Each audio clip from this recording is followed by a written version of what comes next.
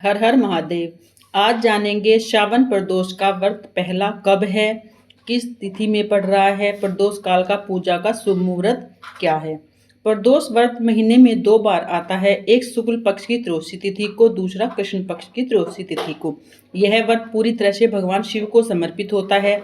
इस समय श्रावण मास चल रहा है और श्रावण मास में इस व्रत का महत्व और भी बढ़ जाता है। श्रावण का पहला प्रदोष व्रत 22 जुलाई को मनाया जाएगा। इस बार यह व्रत मंगलवार को पड़ रहा है, इसलिए इसे भूम प्रदोष व्रत भी कहते हैं। ऐसे में आइए जानते हैं इस दिन पूजा के शुभ मुहूर्त में क्या करने वाला लाभ है। प्रदोष व्रत की तिथि और मुहूर्त। पंचांग के अनुसार इस साल सावन कृष्ण पक्ष की त्रयोदशी तिथि का आरंभ 22 जुलाई को सुबह 7:05 पर होगा।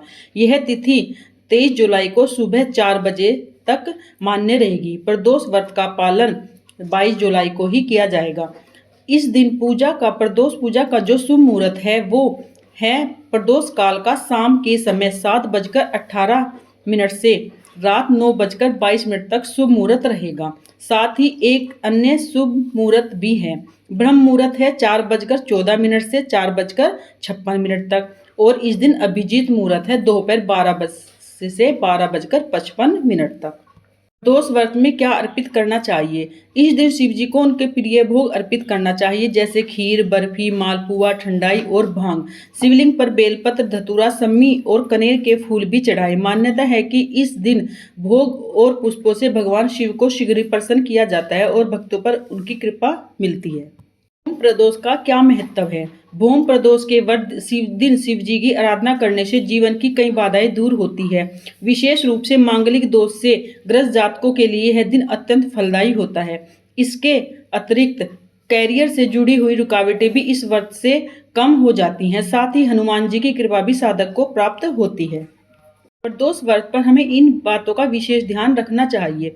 इस दिन तामसिक भोजन से परहेज करें। नमक का सेवन न करना श्रेष्ठ माना जाता है। पूजा में तुलसी पत्ते, नारियल का टुकड़ा, टूटे चावल और केतकी के फूल कभी नहीं चढ़ाने चाहिए। ये सभी वस्तुएं शिव पूजा में वर्जित मानी गई है। भगवान शिव पर कभी भी पूरा नारियल नहीं चढ़ाया जाता है। नारियल के पानी से आप उनका अभिषेक कर सकते हैं, और गन्ने के रस से आप उनका अभिषेक कर सकते हैं। आंवला मिश्रित जल से आप उनका अभिषेक करते सकते हैं। गंगा जल से, कच्चे दूध से अभिषेक कर सकते हैं।